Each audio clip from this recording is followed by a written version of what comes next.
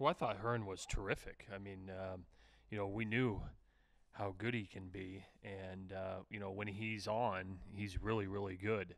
He threw his fastball on both sides of the plate.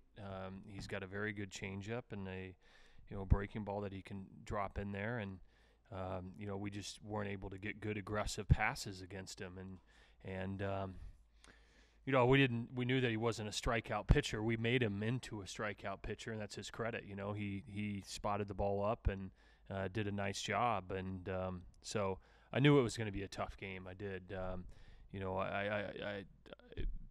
I felt that Derek Casey was going to have to pitch a really good game, and unfortunately he didn't. He just didn't throw enough strikes there, and certainly they capitalized on him. And when he did through strikes, it was 0-2 or 1-2, and left the ball in the middle of the plate.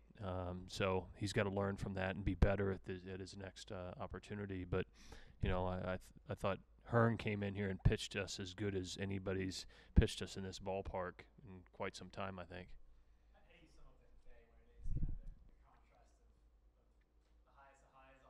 Yeah.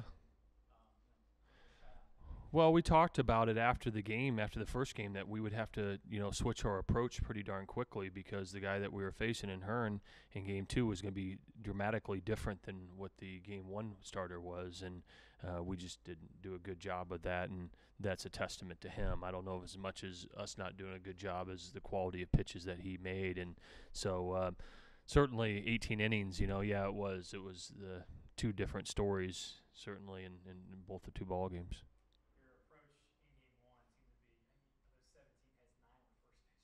Yeah. Yeah, it was aggressive. I mean, Belak, we know has a good arm, and we know he's aggressive. So, when you have that, you're going to go out and go and be aggressive, and certainly it worked in our favor. Hearn's certainly quite a bit different. I mean, if you go up there just hacking, he can tie you into knots because he's going to throw change ups and different pitches in different situations. So, he did a nice job. But, yeah, in game one, the plan was to go out there and be aggressive.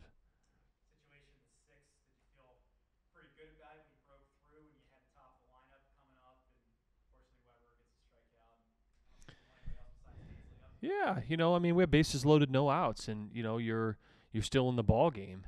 And Sousa had done a great job up until that point, and all of a sudden, you got your two and three hole hitters up there, and but hey, they've been doing a great job all year. Adam Hazley's not going to deliver every single time he's up there, but those are the situations if you're going to beat Hearn that you've got to be productive. Maybe get a fly ball and score a run.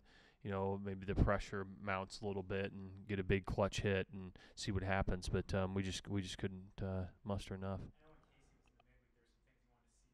Yeah.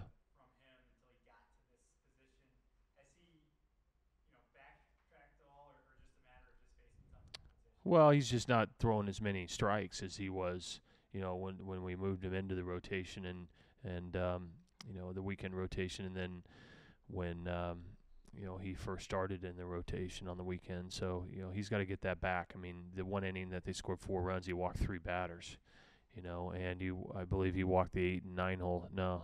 I forget which guys it was. Is the back part of the lineup 6 and 7 or something like that, back to back, and you just can't do that. I mean, I don't care who you're facing, and but to their credit, he hung a breaking ball to Jung, the left-handed hitting first baseman, and he deposited it in right field. And to his credit, Derek was up in the count and he didn't make it the pitch, and so he's got to get better. I mean, this league is not very forgiving, and he found that out last week at Virginia Tech and found it out today. And you're not going to get away with stuff, and so hopefully he can continue to develop.